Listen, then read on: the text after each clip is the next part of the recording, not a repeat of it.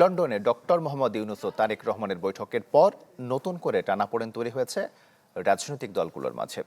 নির্বাচনী তারিখ নিয়ে যৌথ বিবৃতিতে সরকারের উপর নাখোশ বিএনপি বাদে অন্য দলগুলো। তবে এসবের যৌক্তিক কারণ দেখছে না বিএনপি। নাফিউল ইসলাম লিঙ্কনের প্রতিবেদন। ইলেকট্রা রেফ্রিজারেটর, খাবার তাজা তো জীবন তাজা। ইলেকট্রা, ফ্রিজের রাজা। গণ অভ্যুত্থান পরবর্তী বাংলাদেশে রাজনৈতিক দলগুলোর মধ্যে বিভেদ আর অবিশ্বাসের ঘোর যেন কাটছেই না। যদিও জাতীয় ঐক্য ধরে রাখতে দফায় দফায় সংলাপ করেছেন প্রধান উপদেষ্টা। তবে ডক্টর মোহাম্মদ ইউনূসের সাথে তারেক রহমানের বৈঠকে নির্বাচনী তারিখ ইস্যুতে দলগুলোর মধ্যে নতুন করে দেখা দিয়েছে টানাপোড়েন। শুধু বিএনপির সাথে আলোচনা করে যৌথ বিবৃতি দেয়ায় সরকারের নিরপেক্ষতা নিয়ে প্রশ্ন তুলেছে জামায়াত ও ইসলামী আন্দোলন বাংলাদেশ।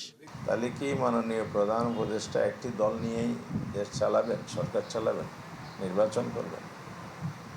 একদিকে ঝুঁকে পড়লেন, জনগণ মনে করে যে উনি ওনার নিরপেক্ষতা খণ্ড করেছেন। অন্যদের সাথে আলোচনা করে তারপরে এটা ঘোষণা করা যেত। হ্যাঁ, ওখানে একটা প্রেস ব্রিফিং হতে পারত যে এই আলোচনা হয়েছে। তবে আমরা এই বিষয়ে পরবর্তীতে দেশে গিয়ে অন্যান্য রাজনৈতিক দলের সাথে আলোচনা করে আমরা ডিসিশন জানাবো। এছাড়া নাগরিক ঐক্যের আহ্বায়ক মাহমুদুর রহমান মান্না বলছেন, নির্বাচনের তারিখ নিয়ে নজিরবিহীন যৌথ বিবৃতির ব্যাখ্যা দিতে হবে সরকারকে। আরও যারা যারা অংশী আছেন তাদেরকে সাথে দিয়ে যৌথভাবে বা একসাথে সিদ্ধান্ত নেওয়া যেত। সরকারের অভিজ্ঞতার অভাব বলবো না কি বলবো তা আমি জানি না, সেটার অভাবে এটা একটু ক্ষতিগ্রস্ত হয়েছে। কথা বলার অধিকার।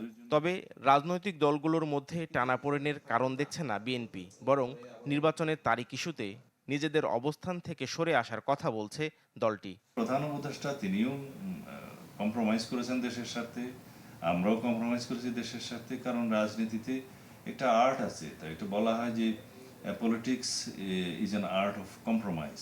এটা দেশের স্বার্থকে সামনে রেখেই সেটা করতে হয়, মানুষের স্বার্থকে সামনে রেখে, একটা বৃহত্তর স্বার্থে সামনে রেখে এটা করতে হয়, আমরা করেছি। বিএনপির এই নেতার বিশ্বাস, যে কোনো সংকটময় মুহূর্তে দেশের বৃহত্তর স্বার্থে ঐক্য ধরে রাখবে রাজনৈতিক দলগুলো। আমি তো মনে করি মাননীয় প্রধান উপদেষ্টার এই নির্বাচন সম্পর্কিত সময়সূচির সাথে তাদেরই দৃষ্টিভঙ্গির সামঞ্জস্যতা আছে, এখানে বৈপরীত্য তো দেখি না। নাফিউল ইসলাম লিঙ্কন, চ্যানেল 24, ঢাকা।